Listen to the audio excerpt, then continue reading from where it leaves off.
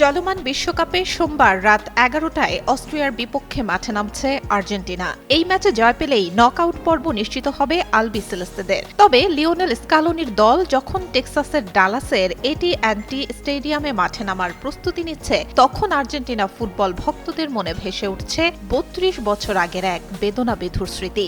এই ডালাস শহরটি ১৯৯৪ সালের বিশ্বকাপে সাক্ষী হয়েছিল কিংবদন্তি ডিয়েগো ম্যারাডোনার অশ্রুসিক্ত বিদায়ের।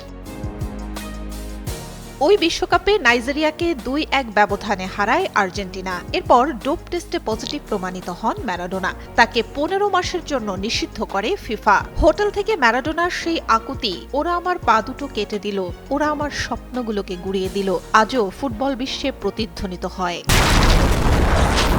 হিউস্টনে রকিং টেস্টি, সীমানা ছাড়াও নিজেকে হারাও।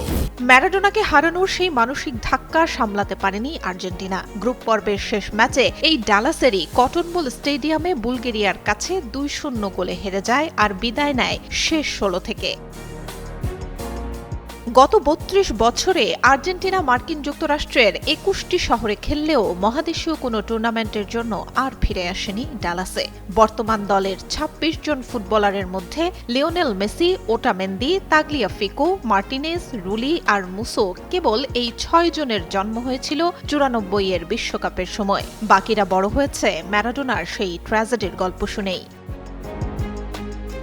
এবারের বিশ্বকাপে আলজেরিয়ার বিপক্ষে মেসির হ্যাটট্রিকে দুর্দান্ত শুরু করেছে ডিফেন্ডিং চ্যাম্পিয়ন আর্জেন্টিনা। আর এবার ডালাসের মাটিতে দাঁড়িয়ে অস্ট্রিয়াকে হারিয়ে পরের রাউন্ড নিশ্চিত করার পাশাপাশি বুলগেরিয়ার কাছে সেই হারের ক্ষত এক ফুঁয়ে উড়িয়ে দেওয়ার সুযোগ এসেছে মেসি ও তার সতীর্থদের সামনে। পুরনো হিসেব নিকেশ চুকিয়ে নেয়ার জন্য আলবিসেলেস্তেদের কাছে ডালাসের চেয়ে ভালো মঞ্চ আর কি হতে পারে। সুলতানা সুরমা, যুগান্তর স্পোর্টস।